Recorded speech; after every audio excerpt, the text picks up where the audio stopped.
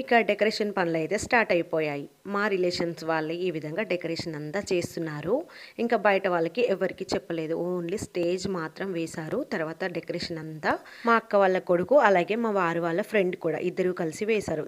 వీళ్ళిద్దరికీ అనుభవం ఉంది కాబట్టి ఇంకా వాళ్ళతో వేయించుకున్నాము. తర్వాత ఎప్పుడవుతుందో లేదో అని అయితే ఇన్ టైంలో వేస్తారా లేదా అని మేమైతే అలానే చూస్తున్నాము ఆడపడుచు నేను. తర్వాత మా ఆడపడుచు వాళ్ళ కూతురు, అలాగే మా వారు ఇంకా అందరూ కలిసి చిన్న చిన్న హెల్ప్స్ అయితే చేస్తున్నారు. దీనికి సంబంధించిన ఐటమ్స్ అన్నీ మా వారే తీసుకున్నారు.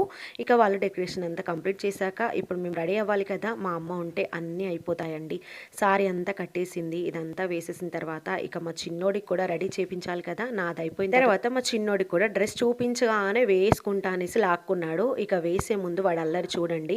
అది గుచ్చుకుంటుందా లేదా గట్టిగా పట్టేసుకుందా బాడీకి తెలియదు, కానీ చాలా ఏడ్చేశాడు. అంతా రెడీ అయిపోయింది ఫుడ్, అలాగే మేము కూడా ఫుల్గా రెడీ అయిపోయాం. రెడీ అయిపోయిన తర్వాత వర్షం స్టార్ట్ అయింది. ఫుడ్ అంతా ఇంట్లో పెట్టేశాము. ఫైనల్లీ ఇలా రెడీ అయ్యాము. ఎలా ఉందో కూడా చెప్పండి. మా చిన్నోడికి విష్ చేయడం మర్చిపోకండి. బాబా.